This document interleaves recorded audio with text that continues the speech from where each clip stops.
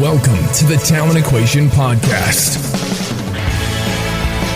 If you are passionate about helping young people to unleash their potential and want to find ways to do that better, then you've come to the right place. The Talent Equation Podcast seeks to answer the important questions facing parents, coaches, and talent developers as they try to help young people become the best they can be. This is a series of unscripted, unpolished conversations between people at the razor's edge of the talent community who are prepared to share their knowledge, experiences, and challenges in an effort to help others get better faster. Listen, reflect, and don't forget to join the discussion at thetalentequation.co.uk. Enjoy the show.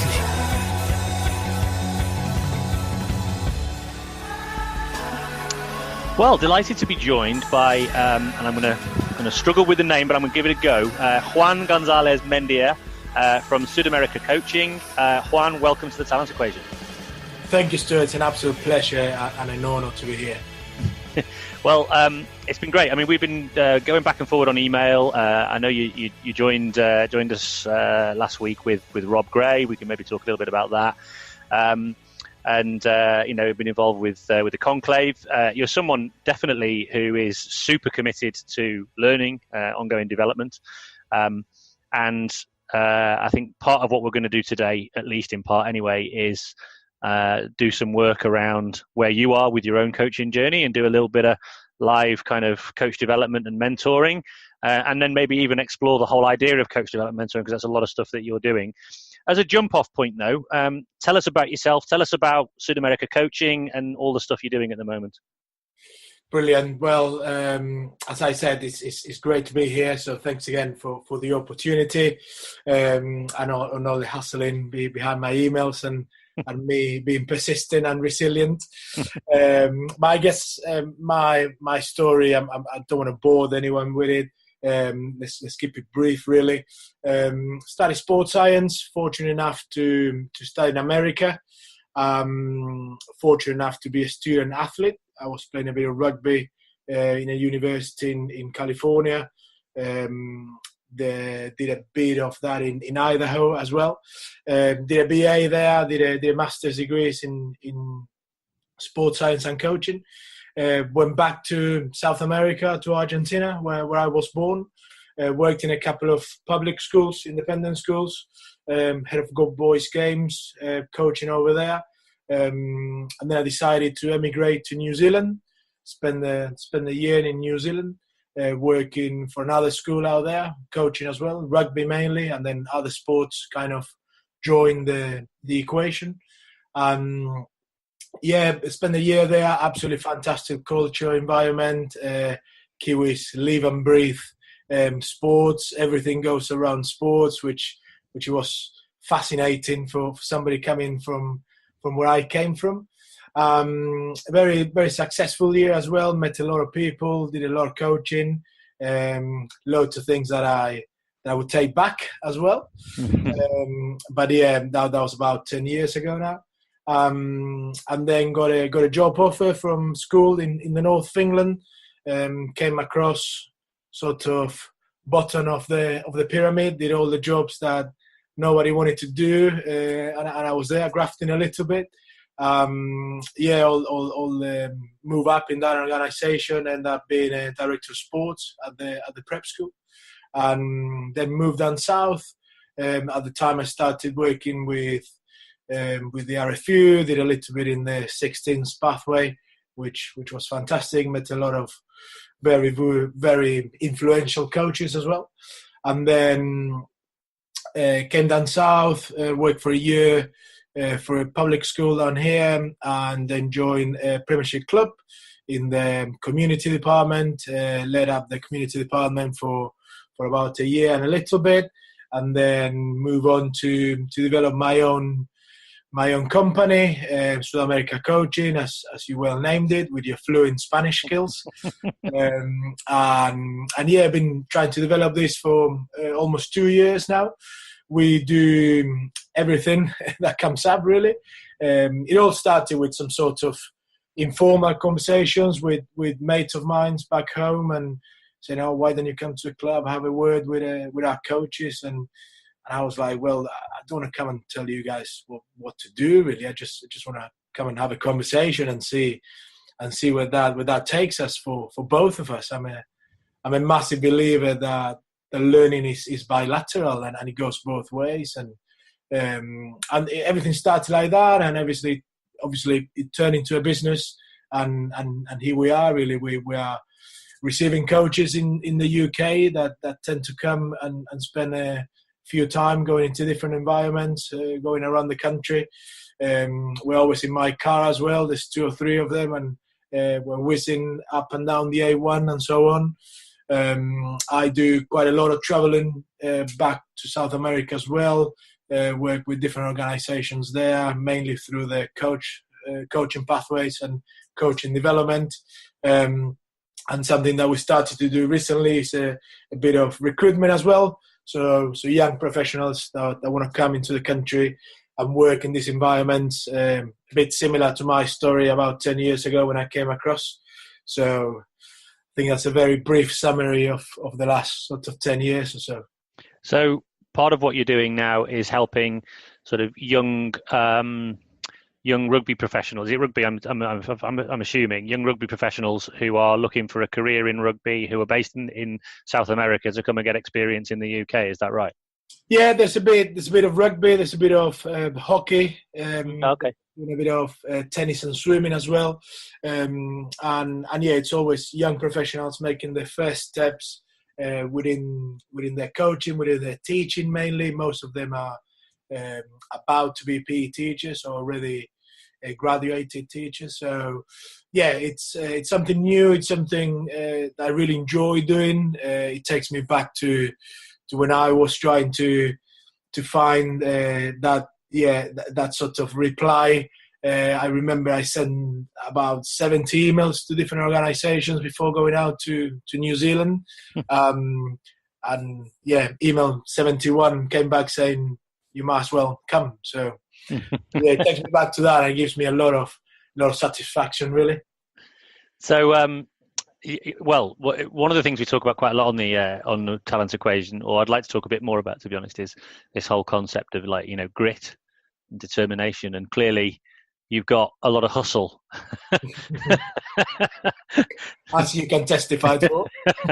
Yeah.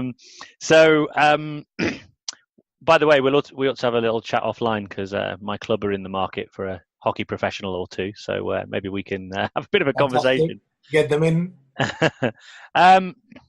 Okay, so in terms of Sud-America coaching, you set that up not long ago, and what's the kind of broad vision with that? Because I've obviously noticed you're doing quite a lot of translation stuff. You recently produced some really interesting stuff on YouTube where you'd essentially put subtitles on conversation that people were having, which must have taken forever and must have really tested your editing skills.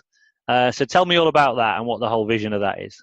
Yeah, I mean, first of all, a massive respect to people that work in subtitles, because it takes a very, very long time. And a massive apology to anybody that watched those videos because of my grammar, and I'm sure there's a lot of type there as well. However, yeah, it's just trying to spread the message, really, and trying to take to a new audience what we talk about, what we've been talking about in this country for a number of years now. The concept of ecological coaching and games for understanding, and having the player or the child in the middle of every process, in the center, and trying to develop those areas. I think unfortunately the markets that I tend to work with are a few years behind. However, they're really keen to explore and become better. And obviously, it makes a lot of sense very quickly as well. So obviously, they buy into it very, very quickly, and they're eager to go and learn more, really. Okay. So in terms of the landscape in the environments that you're working in, give me a flavour of the sort of issues, challenges, the things that you sort of see as on a regular basis that sort of is getting in the way of embracing more what you might call player-centered, non-linear approaches? Yeah, I think most of these clients, to call them somehow, are clubs and unions, provincial unions, which is equivalent to a county here, and they are after the magical formula to make it all happen, kind of thing. Right. And then when they realize there isn't one, and they actually got to go and do some thinking about this, then it's a whole different conversation. So they got this pre-concept about, and I'm just talking now about common denominators, and without trying to generalize, these are a lot of things that come across within these conversations and workshops and all the things I'm lucky enough to go around the world doing. And there's a tendency of being completely fixed and obsessed about skills. And they do call them skill development. However, to me, and as a result of the conversations we actually tend to have, it's skill rehearsal. So everything is passive. There's cones. There's nobody in front of you. There's got to be an element of repetition, because we know repetition and muscle memory, and we automatically are going to go and do movements that weren't there because we don't think about them anymore. So these are the kind of conversations I'm having with people. And then when we go to facts, when we go to research, when we go to, well, tell me a little bit about that. What do you understand by muscle memory? People just look puzzled, and they look at me and say, well, we've always done it this way. So, I mean, I've been coached this way, and I was a very good player. And my club is a very successful club, and it's a top 12 club in Buenos Aires in Argentina, and we've won the cup 6 times in the last 10 years. And I'm like, well, just imagine how much better you could be if your players could actually make decisions and think for themselves. But why would you want that? Because that might actually get in the way of the success that we've had so far, because the success has come from being more ordered, more structured, more robotic, more automatic than than going down the other route. So if you went down the other route and you allowed players, or not allowed, but if you encourage players to actually make decisions which may or may not follow the plan given a certain set of circumstances, there's an awful lot of risk attached to that, isn't there?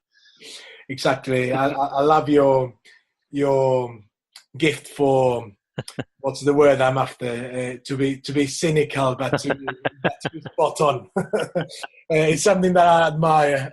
But no, I mean, joking apart, it's exactly that. It's trying to get people to go beyond their comfort zone, and trying to say, okay, well, if this makes sense, why don't you guys go and give it a go and see what happens? Well, it's going to take longer.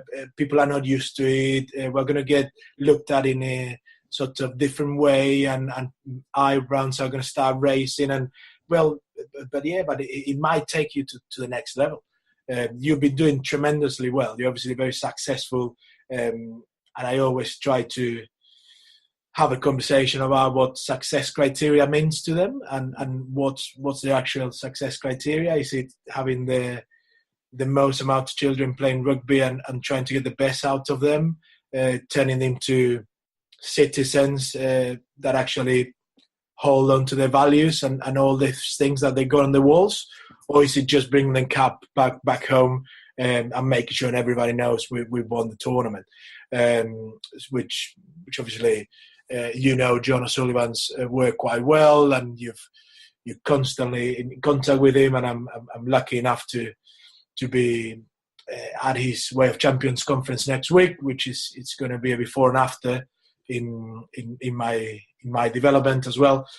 So really interesting to be there. But yeah, it's trying to sort of spread that word. And yeah, I mean, once again, if this makes sense in your head, why don't you just go and give it a go?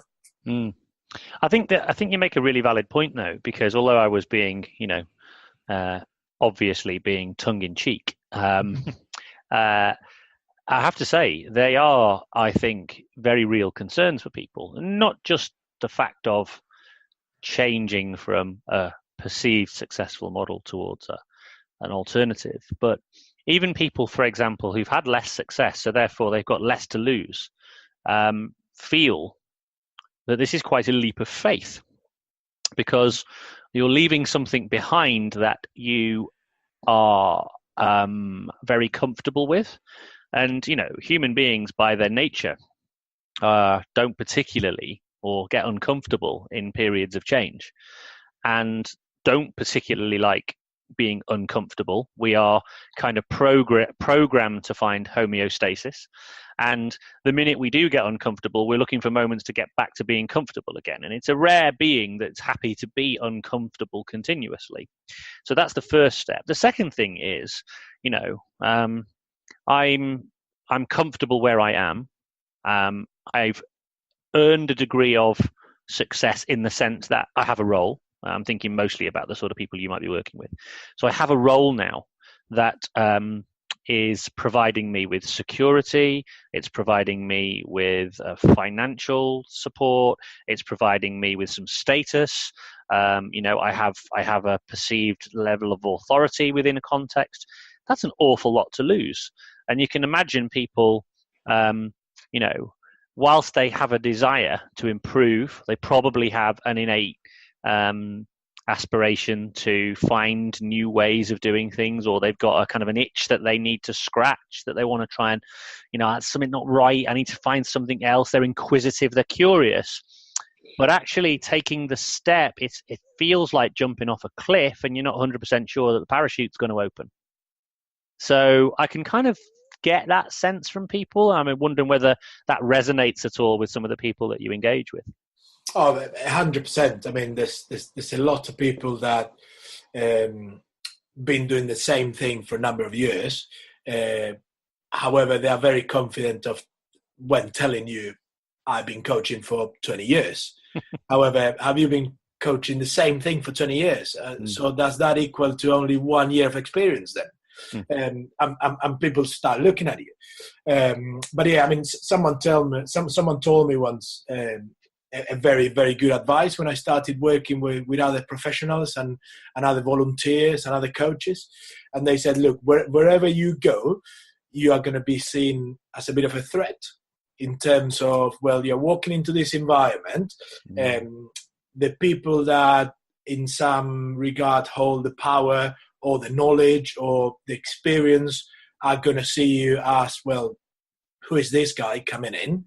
And they're gonna feel threatened. They're gonna feel that you're gonna be in some sort of way taking their job or trying to occupy that role within the organization. And what I'm trying to sort of come across like is exactly the opposite. Well, how can I work alongside you, trying to bounce off a few ideas and maybe give you a few tools here and there. And maybe it's just a bit of a storytelling moment where I'm telling you about the environments I'm fortunate enough to have worked at or working currently. It's one of them that until people trust you and know that you are there to give them a bit of a hand, then they actually say, okay, well, this might be worthwhile. And I always try to go down the path of, well, look, you're working with these players, you're working with these children. Why don't we try to see if there's something slightly better, maybe that 1% where we can improve this environment, where we can improve your practices, your, I don't know, the relationship with your parents or the relationships between your administrators within the club or your relationships with other clubs that are coming to visit you and are spending a bit of time and then you're having a bit of a hot dog or something afterwards. So that's sort of the path that I'm trying to take at the moment, rather than, well, this is what you guys should be doing. This is appalling. Stop doing that. Stop shouting at kids. Stop having those interactions with your parents and so on and so forth. Yeah, you've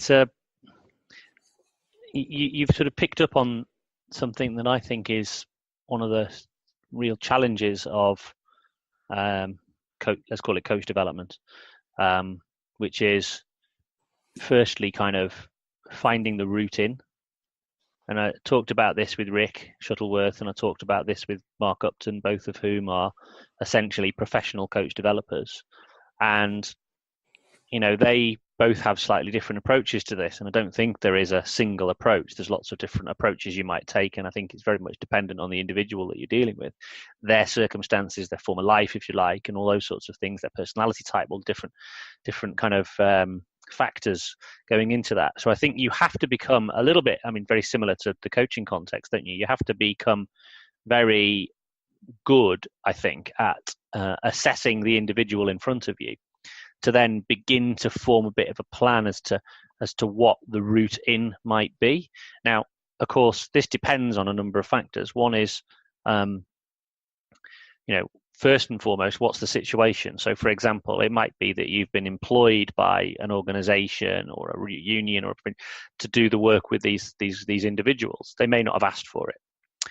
There could be other situations, though, where the individuals asked for it. They've actually directly asked for your intervention and support, but they've got an idea about what that intervention and support might look like. And it may not be that they need to change a great deal. It might be they're thinking, actually, I just want some other little magic bullets and stuff like that.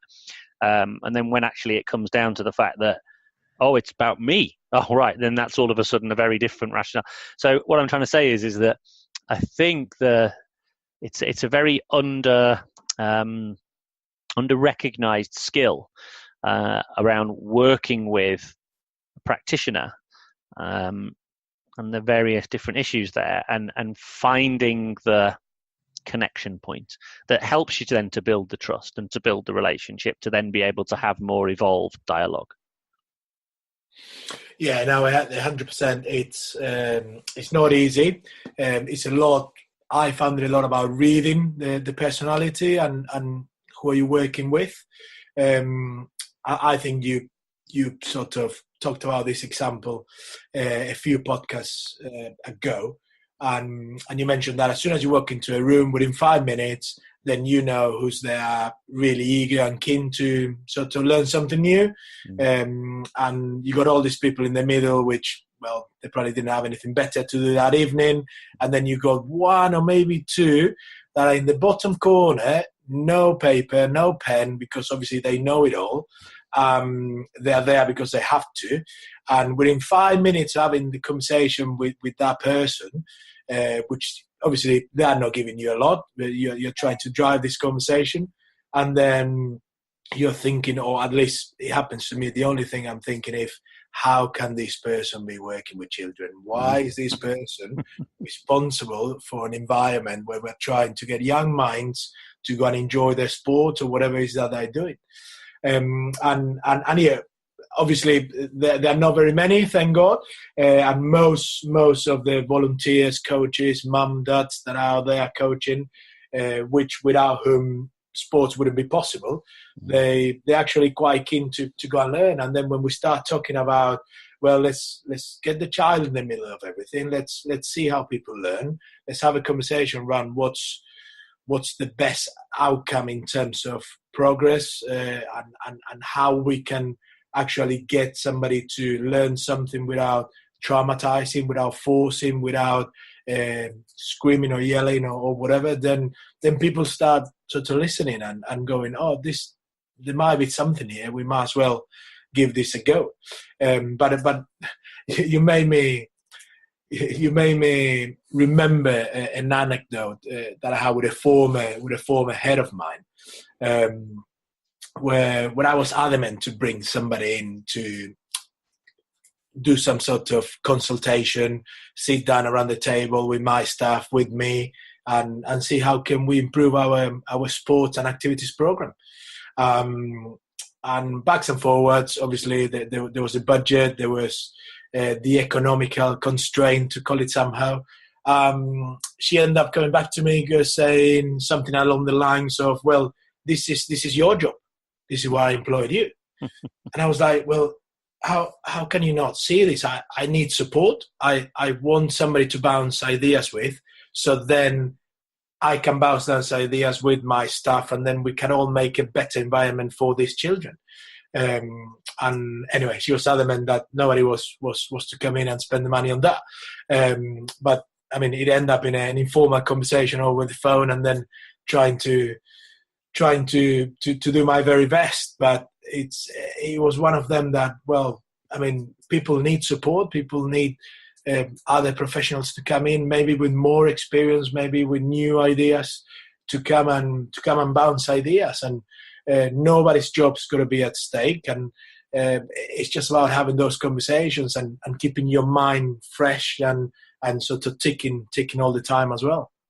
You'll it's like anything. It's having another pair of eyes. So like when I'm working one-to-one with coaches, I often we have a conversation before the session where I ask them about, themselves and what they want to get out of the experience, anything that they are challenged by that they'd like me to have particular focus on or to observe, stay observing with. I also, though, frame the activity by saying that, I'm here to be another pair of eyes. I said, I'm not here in a judgment capacity. I'm here as a coach, another coach. And I said, all my life, no one ever came to watch me, and nobody ever sat down with me and said, this is what I've seen. And let's talk about it, and let's explore these different opportunities and different ways of working. And I would have loved it. I would have been just grabbing at every chance I possibly could.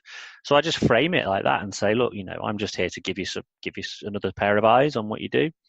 And I can't almost every single time I'll make somebody aware of something, or I will draw their attention to something that they would not have been able to see themselves. Them saying that, not me. I just had no idea.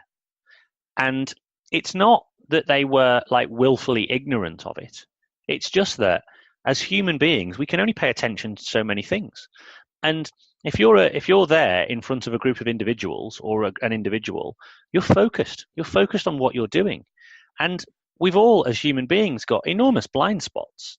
As reflective and as many mirrors as you've got on this, that, and the other, you're only going to be able to reflect on the things that you were aware of in the first place.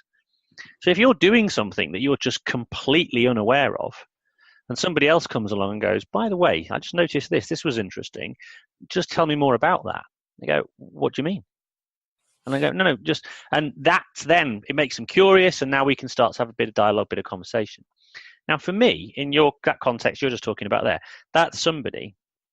So there are 3 or 4 things in place there. One is they are threatened, fearful, that what might be found, and they don't necessarily want to see that. The second thing might be they think they know it all. They think they've got it sorted, and therefore it's completely unnecessary. The third one is they can't conceive of a scenario where anybody else could give them some information that they wouldn't have otherwise seen themselves. And then the final one is often, actually, it's a pure and simple. It comes down to I don't want to spend time on things that I don't see as being valuable. And it's about a complete misunderstanding of the value of people development, something I come across every day of my life, which is that a conversation or somebody coming in and providing a group of individuals with some either new knowledge or some awareness of particular courses of action that they're taking that could change the impact on those individuals that they're working with, you can't quantify that. You can't put a number on that. And because you can't put a number on it, it's very difficult to make the return on investment. And so people go, well, there's no value to this because you can't make the case for it economically. It's not an economic argument. You can't make an economic argument. Apart from maybe, results, outcomes and things like that. But there's not always a causal link between those two sorts of things. So I come up against that sort of challenge all the time. The way I go around that, actually, the way I would tackle that is to address it from the perspective of the risk versus reward. And so the starting point usually is, you may not have even asked me to tell you this, by the way, but I'm on a rant now, so I'm going to go. So the starting point is asking the individual who might be the purse string holder, if you like, or the decision maker, what their philosophy on leadership and culture, the creation of a great working culture. Now, this usually taps into most people's emotions because nobody wants to consider themselves as being a bad leader. And as a starting point to say, so within your idea around leadership and people development, I would like to be the best person I can be to do the job for you that you want me to do. But, from your perspective, what's your principle and philosophy around leadership? Now, usually they'll come up with things like, well, I want to create a great environment, or I want to support my people, or I want to give them, opportunities to be the best they can be. I want to do this, that, and the other. Now, they've made that public statement, haven't they? And then you go, that's brilliant. Oh, I was so glad you said that. I was so glad you said that. And the reason being is that I think there's somebody I know who could really help us with that. So there's a group of individuals here, and we're all working as hard as we can, but there's definitely things that we know we can do better, and it'd be useful to get somebody else's opinion. Would that be of value to you in that kind of whole people development philosophy? And if they go, it's very difficult then to walk back from that. Once they've made that kind of public, my philosophy is very people development. I'm all about the individual. I want to create a great environment. To then walk back from that and say, oh yes, but we're not doing that. Oh, okay. Well, what other things could we do then? You know what I mean? So I know that sounds a bit Machiavellian and like you're getting people to walk into a trap, but it's kind of that, it's that, well, what is it that you're aspiring to do? Now, I had this experience with Mark Bennett, talked about Mark a lot, on this podcast, but it's one of the things he's great at, right? He gets you to state your intent, or he gets you to the very least to state your dream or your goal or your aspiration, whatever it is. And he makes your aspiration real by actually testing it, saying, so if this is what you want to try and do, this is where you're trying to get to, that's going to involve you doing this, and this, isn't it? And you go, yes, and you sort of gulp slightly because you realize that's quite a lot. And then you go, yes, I'm going to do that, yes. But we've got to commit to that, yeah? And we can't step away from it. That's where we want to be to get to there. Yes? Yes. Okay, right. So then that means that we're going to do that. And then the minute somebody rows back from that, he's straight in there. Hang on. Whoa. You said, not me, that's where you wanted to be. And now you're doing this. So here's the choice. Change this, the goal, our aspiration, who we want to be, the way we want to be, the desired endpoint, or change what that looks like, go back, or redouble our efforts at what we said we wanted to do. Which is it going to be? And the individual is then left with a choice. It's always a choice. And you go, and you don't want to let go of your goal because you've said that's what you want. And then your only choice is then do what I said I was going to do. Now, lots of people don't like that, right? Lots of people hate having that pointed out to them because essentially they see it as a personal failing. I am not able to live up to the aspiration I have created for myself. But it's just about being honest with ourselves, having an honest conversation, as Jamie Edwards, another mentor of mine, yet to come on the podcast, needs to come on the podcast. Jamie, if you're listening, people need to hear you. He says it's honest conversations. And again, people are very unwilling to have honest conversations. So in this context, when you're often having power dynamic challenge, so a superior is making decision making, it's really about trying to get them to articulate what their vision for your future is, and then helping them to step into that vision by giving them some of the opportunities that you want. It sounds a bit sneaky, but it's not that. It's actually just helping them to overcome maybe what might be an emotional obstacle to a particular course of action or something along those lines. Yeah. It makes perfect sense. I would have loved to have you in that room for that conversation a few years ago. Well, I probably wouldn't have been able to help then, but I've learned this through bitter experience over several years. It would have been handy, yeah. But obviously, it also takes me back maybe to when people used to come and observe my lessons. So I've spent a number of years in classroom as well, apart from fields.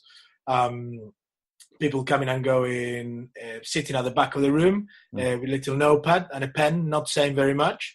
I've got my very detailed lesson plan ready to go over there. I'm very excited, not nervous, but excited because in my head, this was an opportunity to become a better teacher or a better professional. And then having those conversations at the end, which weren't really conversations, they were just a monologue of things that went well, things that didn't go that well, and an action plan. However, all them three were coming from the assessor, to call it somehow, from the observer. And I was given this paper at the end of that process going, well, this is what you should be challenge yourself to do and aiming towards, and hopefully we'll see some example of this within the next observation. And I was like, well, is he or she never gonna actually ask me how I think that went? So now when I'm doing this with other practitioners, I've always go in with 3 questions, and that it's not a conversation. It's just their thoughts on how that went. So I would always ask them, how do you think that went? What do you think went well on that? And they'll start talking and this and this. And it's human nature to sort of tend to go towards the negatives somehow. Mm-hmm. And people going, well, this went well, but, and I'm quite radical, and I stop them and say, no, hold on, we're talking about your good bits. Yes, tell me everything about that. I want to know more. And then I'll ask them, well, if you will have to go back in time an hour ago, 45 minutes ago, and start that again, how would you actually improve that? And they start thinking, and they say this and this and this. And for some reason, once again, that part of the conversation is always longer than the first one, which I think that's a personal challenge for me to try to overcome. And then we go again, we go away with an action plan and some sort of, well, tell me what's the plan. So you identified all these things are going really well. You're identifying these things that you would probably change slightly next time. Now tell me how you're going to do that. And that action plan comes from them as well, because it will be very unfair for me to try to impose within their environment, within their children, within their players. I've only met them for an hour or so. I don't really know them, and this person is spending the whole season with them, or every lesson or whatever that is. And it's always, I've done a little bit with some companies back in South America as well. I'm working with executives, and it's an interesting model that, because they all know it, and obviously they all have to be there for a reason. And it's very easy once again to say, okay, well, you will lead your group of individuals with your thoughts, and you will tell them exactly what to do all the time. But then when I always do this thing where I put up a couple of slides, and I ask them, well, who thinks decision making is an interesting and a relevant process? And everybody puts their hand up. They all start talking about decision making, and this is why, this is how, and people bring in quotes from authors and stuff. And they all look very, very smart, and they're willing to contribute at that stage. And then the next slide says, well, who still tells your teams what to do? So who still put out the instructions out there for them to go and achieve these targets with your plan? And everybody sort of goes a little bit shy. Nobody says a lot, and it's very obvious. I mean, they all believe in why they're trying to do these things. However, when pressure is there and it's on your back and it's driving you, and you're running out of time for some reason, then you fall back somehow to what you've always done, and that's usually telling people what, when, and how to do things. And it's just the default, isn't it? It's what you've always done. It's a habit, and it's the easiest thing to do under any kind of pressure. And this is where a lot of development activity breaks down. I had similar experience working for a very large and prestigious organization. There was a significant commitment to leadership development, and it was just brilliant. It's fantastic. Learned a lot. But then what I noticed was then, under the pressure, I'd watch leaders around me acting in direct contravention of everything that we just talked about. And I was like, well, where's the breakdown here? And usually the breakdown is there's no follow-up. There's nobody there to catch them in the moment when habitual behaviour breaks out, because either the pressure of the situation means that they've lost the self-control to be able to manage, or the scenario where they just basically lost their ability to self-reflect in the moment, and so now they've got a blind spot and they're just acting habitually in the same way they would otherwise do. There's no one there to catch them in that moment. There's no one there to ask them to reflect on that moment, and so they aren't aware. Again, this is the whole thing, is so many people I come across, they have very little awareness of the way they impact on others. It's all the case. I mean, I'm certain if you ask the people who work either with or for me, they would say things that I'd be like, oh, what? Because, it's just part of the human condition. So if you've got somebody with you, a mentor, let's call them, developer, whatever it is, in the moment, at the point of delivery, who can see those situations and make you aware of it, it's real, it's visceral. It's not like a few hours later or getting a 360 or whatever it might be. All these things are nice, yeah, fine, but they're all kind of very general. It needs to be tangible. It needs to be right there. It needs to be a look from somebody. Can I put you on the spotlight for a second? Yeah, of course. This is something I get 9 out of 10 sort of meetings, gatherings, workshops that I undertake. And it's usually from the gentleman or the lady in the bottom left-hand corner with no notepad and pen. Arms folded. Well, if we give them the solutions to X, Y, and Z, would they now actually solve the problem faster? And then it makes me click. Well, they might have a point here. Yeah, it will be faster. But what are your thoughts? I mean, what would you reply with your fluent Spanish in that context? I would reply in my ridiculously broken Spanish that wouldn't even be close to even broken. It would probably blend into some French as well, because quite often if I try and speak Spanish, I end up doing a bit of French because I know French better than Spanish. But anyway, so I would reply by saying, yes, they would do it faster, but are you going to be there to give them those instructions every single time? And what if the situation demands that those instructions are incorrect? Do you want them to come and ask you for your permission, or ask you to tell them what to do, or do you want them to be able to solve that problem? Because and then see what they say, and then if the answer is, actually, I want them to do what I want them to do what I tell them to do, say, well, do you realize then what the logical consequence of that is, which is that you are going to make every decision for them all the way through? And then I'd ask a question actually around, and so what are the potential limitations of that approach? And I suppose ask the group perhaps, and the potential limitations obviously are things like, you stifle innovation, you stifle creativity. You're also going to create a permission culture where individuals are going to be saying, they won't do anything unless they're told to do it. So then you get that whole sort of work to rule thing, which is nobody's going to do anything over and above. No one's going to do anything that's going to be deemed to be creative for the risk of incurring the wrath of the leader for getting it wrong. So all they do is just continue it. So you'll have a constant flow of emails coming through saying, can I do this? Can I do that? No, worse than that. What should I do here? What should I do there? What should I do here? And, you will probably feel like you're doing a great job as a leader because you're giving them the information. Yes. But, realistically, that's not going to create an effective or an efficient organization. And you will have an awful volume of work to get through, which will probably stifle the things that you're supposed to do as a leader.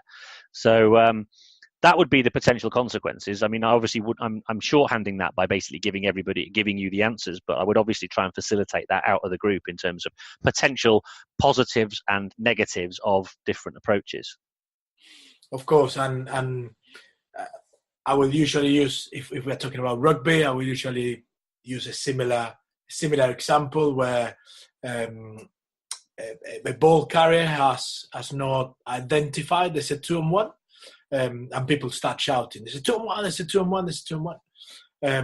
And then having the conversation around, well, how do you know that individual is actually perceiving or scanning or actually realizing that there's a 2-on-1 there and what his or her options are. And people start talking about it, and then this question comes up, well, if I'm telling them what to do, then I'm giving them the solution so they can execute. And we always end up around the same area, which is, well, are you always going to be there? Are you always going to be there on the touchline? Are you always going to be able to be heard? Because you might be standing, 50, 60 yards away.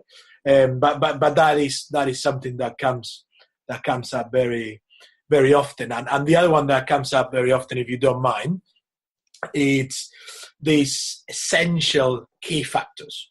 Okay, there is one way of passing the ball with a spin.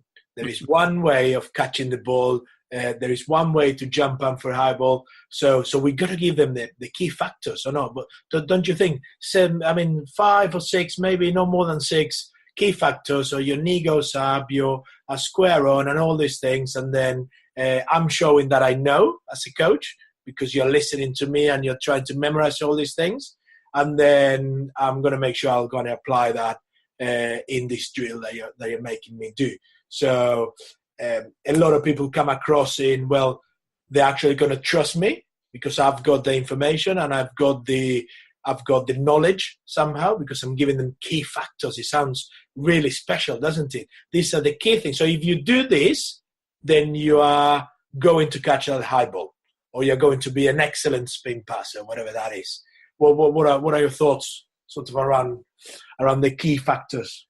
So I'll come back to that. Let me just finish off the bit previously, just talking about what I was talking about in a coaching context. Mm-hmm. So in a kind of business context or in an executive context or a leadership context, then we're talking about that scenario. But in a game context, you're right about, are you always going to be there, all those sorts of things. But again, I think there's also an argument for playing back kind of what it is that we're here to do as coaches, and what our role is, and what and kind of what our role as educators is, or facilitators of learning, or whatever it is. So when you ask people, what their philosophy is or their approach is or whatever it is, usually they'll say lots and lots of words, buzzwords, which are interesting to unpick. So they're player-centered, for example, or they'll say that they are, that they're facilitative, that they want to create environments, these sorts of things. Often, not always.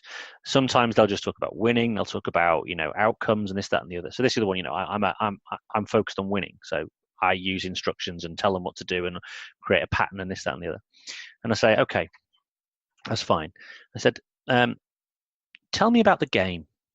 So then I would always ask about the game. What's the game like? What happens in the game? When the players are playing, what happens to them? And then just describe it. Just throw words out. What happens? Well, there's attack, there's defense, there's decisions and this, that, and the other. Then I'll say, decisions. That's interesting. Do you want what does the player look like? How can a player look? What should they look like? Well, they should be able to make decisions. They should be able to, but they should be able to sort of be creative, or whatever it is, or they should be able to execute. They should be able to have really good technique.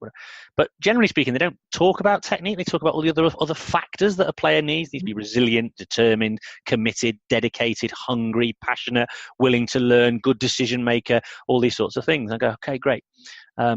Where do you think telling them what to do and giving them instructions fits against that model? How does that help them become that individual that you want to put out on the field to be able to do those sorts of things? Ultimately, do you want creative people who can solve problems and can make decisions, or do you want people who can follow a plan? And ideally, what most people want is they want someone who can follow a plan and make decisions. The problem is that following a plan and making decisions don't always go hand in hand. You're either going to follow the plan or you're going to make the decisions. So the idea is that we create a scenario where we've almost got an ideal vision of what we're going to do, but we can adapt away from it because no plan survives first contact with the enemy. Yeah. But the problem is, if you've never been given the tools to be able to deal with the problem that's been provoked. You haven't got the ability to think for yourself, make decisions. You're not aware of the potential courses of action. Tell you what brought this to mind. Again, flicking back to Mark, I remember the first meeting I had with him.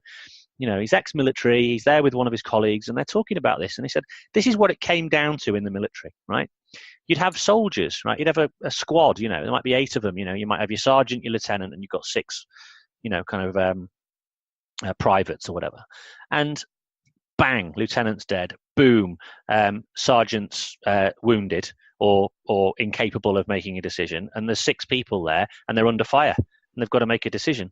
And the decision comes down to this: run towards the guns, putting down some suppressing fire, and maybe 2 of us will die, but 4 of us will survive, or stay where we are and we all die, or don't make a decision if you like and we all die. It's that simple. And what they found was they were losing soldiers because they were incapable of making decisions. And this is where Mark sort of begun some of his work within the training wing, because he's basically understood that soldiers needed to be able to make decisions. It wasn't just being about physically robust or physically resilient and being able to deal with, you actually had to be under pressure, under fire, under fatigue, able to make decisions that might save somebody else's life. Now, you put that into a sporting context, it's not about necessarily life and death, but we are talking about, potentially high pressure situations that involve winning and losing. You want people to be able to make decisions under that kind of a pressure. Well, what kind of environment do you need to create? Well, you need to expose them to those sorts of environments. And you can't tell them what to do because you're not there. So it's the equivalent of, lieutenant dead, sergeant dead, what are you going to do? Now, unless you expose somebody to that kind of experience to see what they do, how can you ever understand whether they're going to make a decision or not?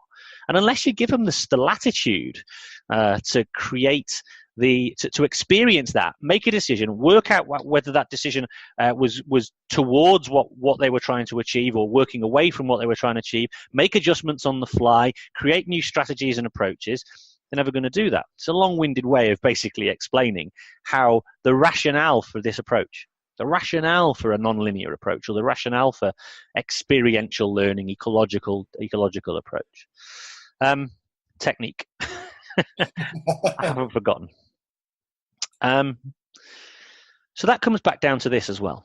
It's along a similar lines as well. But let's role play this for the sake of difference, right? You're going to be that individual who, like, you're talking about your technique and your things, and there's unless you have these fundamental things, I say, okay, name me. Let's use rugby as an example. Name me one of the world's best rugby players. Dan Carter. Dan Carter. So, what is it about Dan Carter that makes him the world's best? He can have a lot of time on the ball. He's always comfortable on the ball, and he's got all the core skills, whatever those are. All the core skills are really good, and he's got all these patterns in place, and he makes people around him play. Okie dokie. So let's talk about those core skills. Describe one of those core skills for me. So in his catching, his outside hand is always ready to catch the ball. His outside hand, so the hand furthest away from where the ball's coming from. Correct. Always ready to catch the ball. What, presenting a target to somebody? Presenting a target with the outside hand. I've actually seen coaches calling it the Dan Carter hand. The Dan Carter hand. Love it. The Dan Carter hand. So he's always got a hand out like that, right? Which is asking for the ball, right? So when he catches the ball, does he catch the ball the exact same way every single time? Well, it depends on the pass. Depends on where the pass comes from. Brilliant. Okay. And what determines where the pass comes from? Or the difference in the pass? What's the variables? Well, the execution of the ball carrier, who's around the ball carrier, the time, the position on the pitch, the weather. And so are there any other variables that can affect the way he might collect or receive the ball? If he's got a defender in front of him or not, if he's actually intending to pass the ball or not, or kick it, or what his next move, what's the next sort of thing he's going to do. So just talking about that core skill of catching the ball, because obviously in rugby, catch pass, you hear a lot. Got to be better at catch pass, yeah?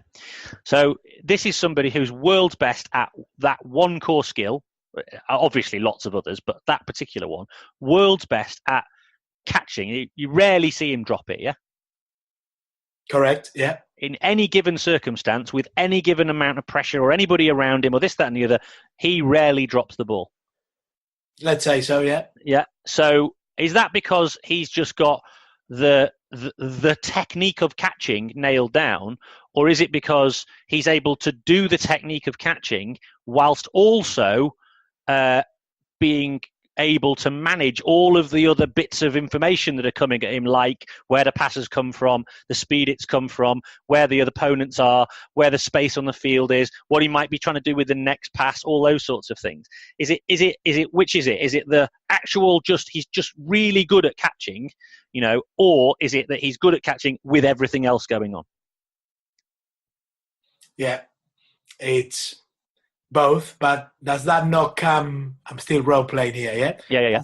Does that not come from loads of repetitions, loads of passes coming to him and him catching the ball? Undoubtedly, it comes from quite a lot of repetitions.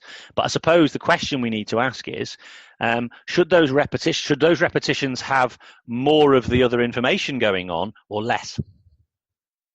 Yeah, maybe variables would be a good thing. But don't I need that core skill, that isolated skill of me catching the ball 100 times per session in order for me to then go and apply it in the context of the game? Well, you'd think so, wouldn't you? It's a seductive idea, isn't it? But the problem is, we've already just said a minute ago that he's never catching it quite the same any one time. It's about where the ball comes from. It's about where the opponents are. It's all about all those sort of things. So it's not just about the catching action. It's about the catching action and the other thing. So you might be right about the isolated thing, but the problem with that might be that we're doing something that is not what we actually do. We're doing something else. It's like the ideal scenario, but the problem is we don't often get the ideal scenario. In fact, we rarely get the ideal scenario. So do we want to practice the rarely ideal scenario, the rarely ideal technique, or do we want to practice the thing we're most likely to experience, which is the constantly different scenario, and just be good at dealing with the constantly different, which is the thing that's going to give us the best performance opportunity? Yeah, and don't you think, Stuart, that somebody has told Dan Carter where to put his hand to catch that ball, and then he's practiced that? It's possible. But putting his hand there doesn't, to give a target to somebody, he might have also just worked out that was a good thing for him to do. It might have been a player who told him, might have been a coach. It doesn't necessarily matter where the information comes from. The point being is the act of catching he is doing and he is able to execute regardless of the pressure situation.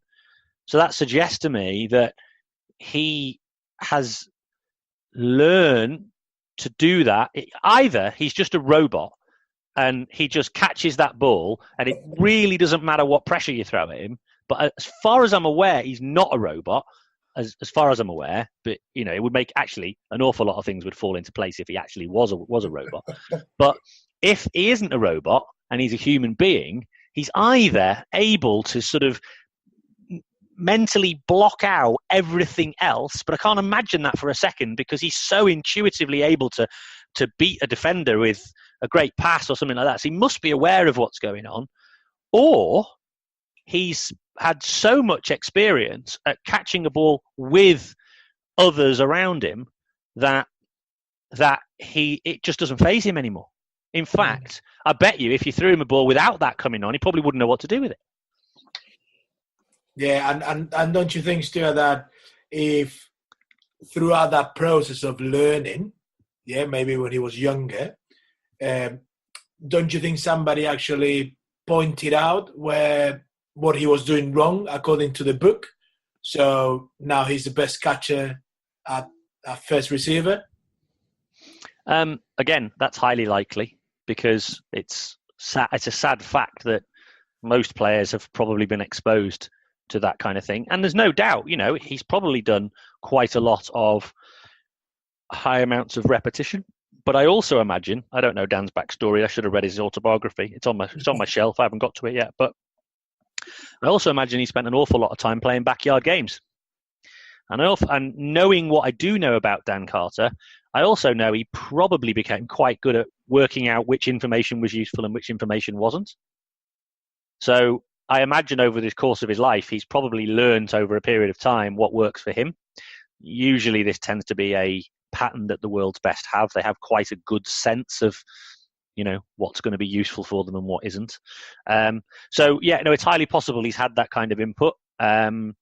As to whether that input was beneficial or detrimental, only he could tell you. I can't do it anymore, Stuart. Good, you did well. To be fair, you did so well. You did well. It was good. It's a good challenge, actually. That's quite robust. Normally, people give up before then. They're just bored of me. Going back to Dan's example, he used to kick in his backyard, and then Dad would give him some challenges. So the first obstacle, it was distance. Second obstacle, they had like a hedge, like a fence dividing from the road. And then he actually used to kick from across the road without seeing the post, or without only being able to see one post. There was a bit of a video going on Twitter not very long ago. It went viral as well. And it's exactly that. I mean, he was setting his own challenges. Dad was helping him out a little bit, playing around with constraints, variables, and all sorts of things. It's, I can't tell you how many times you hear that story. You hear stories of really, really super individuals whose actual development took place away from the formal coaching environment. Usually the formal coaching environment is just something they have to get through in order to facilitate their journey to the next stage. They're actually doing the skill development elsewhere. And it's interesting, just talking about that, say cricket, for example. So I coach cricket, got 30 kids. And you see the kids who are the most advanced in terms of their abilities, these are relatively young, they're 8, 9, 10, are the ones with either the father who plays or the older brother. And they're in the garden and they're playing and playing and playing and playing and playing. And there is a big difference between the two. But another little story about that. So my little boy who plays, he's a year young in the age group that he's in, but they play at a different stage. Yeah. So he had his first game playing for the older group, the full under 11 side, and they play 20 over cricket. And if you're out, you're out. Up to now, he's only ever played pairs cricket where you get 24 balls. And if you're out, you lose 5 runs, but you can keep batting. And he's pretty cavalier in his approach. He likes to play shots, which is fine. This is what we've learned to do: score runs, play shots. And he'd gone out, and I was slightly worried. One of the kids before that, he'd got out first ball. He walked off crying. I'm like, oh God, he's a younger one as well, and you sort of feel a bit bad. Anyway, I thought, he came out number 3 after about 4 balls, and I'm like, he must be nervous. I could see it in his little face. I'm umpiring at square leg, can't say anything, no guidance, nothing. Right, off he goes, and he gets into his back, and first ball comes down, and I think it was pretty close. He tried to play it all over the place. Anyway, about 4 balls in, right? I played a cover drive, whatever. He's got a single, and the next thing. I think it's the next over, and the ball comes in. It's kind of low full toss, right? And he plays a sweep, right? So for people who don't know what a sweep is, it's kind of low down shot where you're hitting from right to left. So he plays a sweep, right? He has never been taught to play a sweep. Never. Promise you, I have never, ever even considered it. All he did was he saw the ball was going to arrive there, and he just went, that's the shot I need to play. It went for about 2 or 3. And it's like, I had to contain myself with pride, right? I'm bursting with pride at the fact that I'm like, where the hell has that come from? How's he learned to do that? And it's a classic example of just being in a scenario where you've got to solve some problems and finding different solutions and finding different ways of playing the game. I mean, we do lots of games in cricket. My mission is I got an hour a week, so hour and a half a week. So that all I'm going to do is present them with game problems, and they got to go away and they got to go away in the garden or get someone else and help them solve that problem. So we've played games like it's called Slogfest, smash it, score boundaries, whack it. And then the other one's it's called a game called Singles, which is the field are close and you've got to try and get singles. What was really interesting, we played this game, right? And these kids, they're stealing singles from everywhere. And the other team, they could tell they weren't used to it. And we won 120, something like 110 they got 67. And they didn't score any singles. They were like, no. And our kids were like, yeah, single for there, single for that. And they're all backing up loads and they're getting like a head start and they're running in and they're getting in and the other fielders can't get the ball in quick enough. They're getting frustrated with each other. And I'm thinking to myself, it's tempting, isn't it, to go, well, that's because of my singles game. But it is interesting, isn't it, that they've played for 2 weeks. They've played this game called singles, and all of a sudden they're running loads of singles, and you sort of think to yourself, I wonder if there's a connection between the two things. Now, I'm not going to go as far as to say it's all down to me and my amazing coaching experiences, but it's interesting nonetheless. Absolutely. And I bet you if next Friday you can ask them, what do you guys want to play today? Well, if we look at it, like say, we scored a lot of singles, we might as well give it another go. No, they'll all say they want to play Slogfest, I guarantee it. Oh, yeah?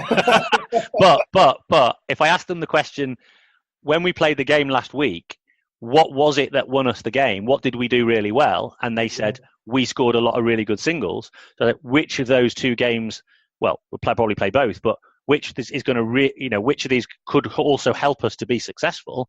I think then they'd frame it and go, oh yeah, we need to play singles because it helps us to win games. So, but if you ask, genuinely, if you ask those kids which two of those games were, they want to smack it. Why not? Anyway, sorry, my digression there. One of the things we said we were going to do today, and I'm conscious that you've asked, we've been talking. It's good dialogue, great conversation. Was we talked about maybe doing some stuff around some of the challenges you face with your own stuff, and just exploring some of those challenges. So, have you got anything specific, or do you think we should, given that? Oh my God, where's the time gone? I'm looking at the time now, and I know you've got a little one to pick up, and I've got some little ones to pick up. Should we save that for a part 2? Maybe. I've got to elaborate as well because I've been working on a couple of things. I wouldn't allow you to give you challenges that I'm already working on. I want to be really exposed out there. Mm-hmm. Okay, so I tell you what then. Let's say there's definitely going to be a part 2. Thank you. We've done part 1 where you've allowed me to ramble on about my cricketing experiences. And we've bounced some ideas back and forward around coach development and coming up with some of the opposition that people have towards embracing the kind of philosophical approach to a technique versus a more kind of games-based or contextualized learning approach. And then in part 2, which we'll organise and come on, in the very near future, not to leave people dangling too long, we'll explore some of your personal challenges and the things you're definitely working on, and I'll see if I can help you with some of those things through the conversation that we have. How does that sound? Well, it sounds fantastic. From a very selfish point of view, I'm not sure people want to hear about those, but I'm 100% for it, yeah. Well, based on kind of the things that people send to me in terms of questions they ask and challenges they face and some of the things that the people were saying in the conclave when we did a session with Rob Gray, I imagine that some of the problems that you're coming up against are going to resonate with some of the other people. So I think it might be quite useful to do this as a kind of, as a little test case. You've been prepared to say that you're going to sort of get kind of vulnerable in front of the world, which is not everybody be prepared to do that. So that's going to be great.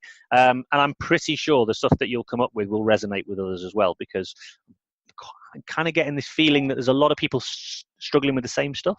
So I'm fairly certain that it'll add value to the conversation. And maybe we'll co-create some of the solutions. It won't all necessarily be me coming up with the answers. Sounds like a great plan, Stuart. Thank you.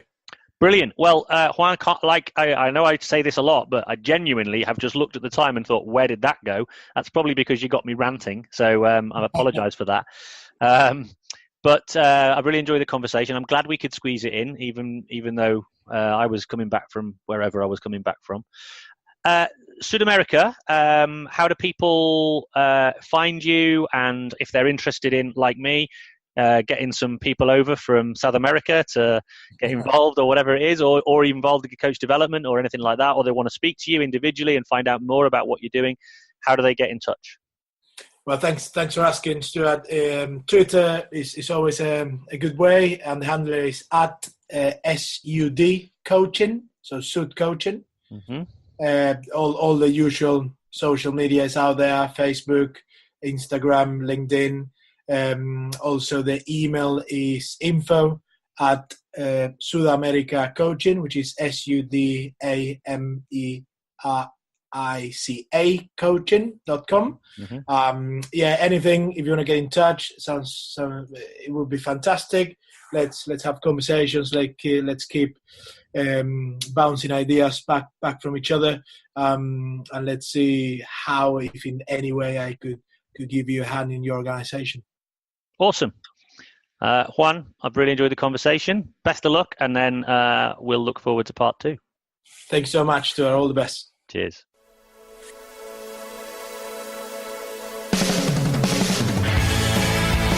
Thanks for listening to the Talent Equation podcast. If you like the show, then please consider supporting it by leaving a review on your favorite podcast player, telling your friends about it, or even becoming a hero and show your appreciation by becoming a patron. Just head over to thetalentequation.co.uk and click on the Becoming a Patron button at the top of the page. So there you have it. Fantastic conversation. Juan, thanks for coming on board. I really enjoyed it. So one of those conversations where it just went in a totally different direction than we expected, but that's often the case on the Talent Equation, as you well know. So entirely in keeping with the podcast. Some great stuff there actually. Just some of those challenging conversations that people might have, getting people to buy in and get on board with this particular approach. Some really useful stuff there, so I hope you enjoyed that. I know there was some Juan really got into character, so it made it quite tough, but there was definitely a lot I took from that in terms of some of the discussions that I have on a fairly daily basis. Just wanted to give a big shout out to Craig Gunny Gunn, been on the podcast before. He's jumped on board as on Patreon, and he's signed up for some mentoring, some work with me and him as a critical friend. So we're going to have some fairly in-depth conversations. I hope he's looking forward to getting vulnerable, and maybe we'll even record some of those conversations and share them with you. There are some places available on the Conclave. There's one left. It's closing fast, so if anybody's keen or even giving it any thought about jumping on the Conclave to learn with others, then do so quickly. And then anybody else, if you want to sign up with Patreon, you know where to go, and any support is gratefully received. If finances are an issue, then please don't worry about that. But I would appreciate anybody leaving a review so other people can find the podcast, because the audience is growing and the tribe is building, which is great and really exciting. Finally, hope you have a great week. Hope you enjoy your coaching, and remember, ditch those drills.